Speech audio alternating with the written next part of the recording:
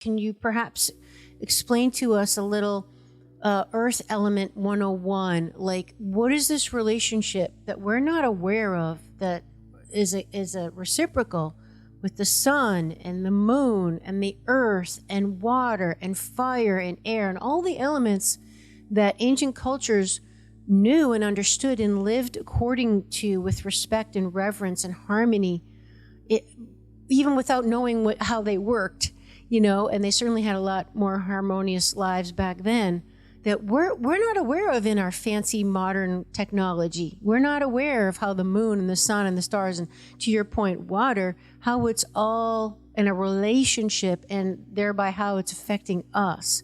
So can you perhaps, I know that's a big topic, but maybe just give us a little synopsis of, yes, this is the holistic nature of these elements. Sure. First of all, Amy, when we started to do this research with more than 10 scientists, and some of them were trained in biology or in mathematics, all of them had a different discipline. So we were looking to water on the standard scientific way. But during all the tests, we found out that water does something completely else than what we have learned. And then suddenly something came in, and it was so beautiful, so immense, but so big that we could hardly imagine that this is taking place in water.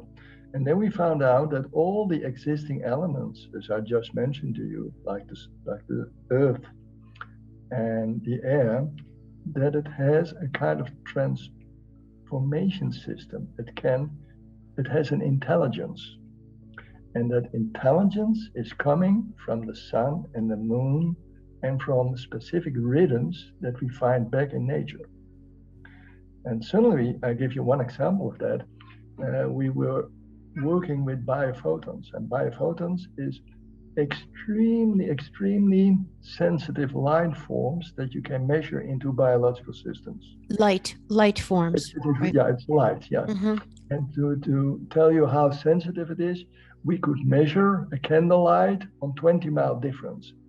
And the light form became data for us. So that is how sensitive we started to measure all those things. And when we gave water to the seeds or to plants, we saw a rhythm coming back. And we hadn't got a clue where is this rhythm coming from. But comparing it with other data, we found out that it was the rhythm of the moon. And when you say you saw a rhythm, what do you mean? We saw that there was a high explosion of light. The light had an undulation? Yes, and when you had new moon and full moon, we saw a completely different rhythm. And it was amazing that in your laboratory, you can find in seeds and in plants with light waves, so we measured the waves, and we saw per second the increase of the moon and the sun. And then suddenly we saw it coming back in the soil as well. And then we started to see that there was a whole light center in the soil as well. When you have put the right water on the soil, and suddenly the whole soil was giving light. And this was for us amazing. So we changed from the hardcore scientist to a scientist with a completely open mind, and we started to look to the rhythm that we found back in nature. And then we saw that rhythm is information. It absorbs it, and it works with it, and it is really male and female energy, constantly coming together.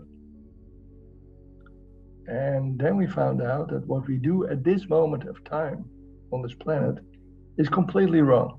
Completely wrong. Shocker.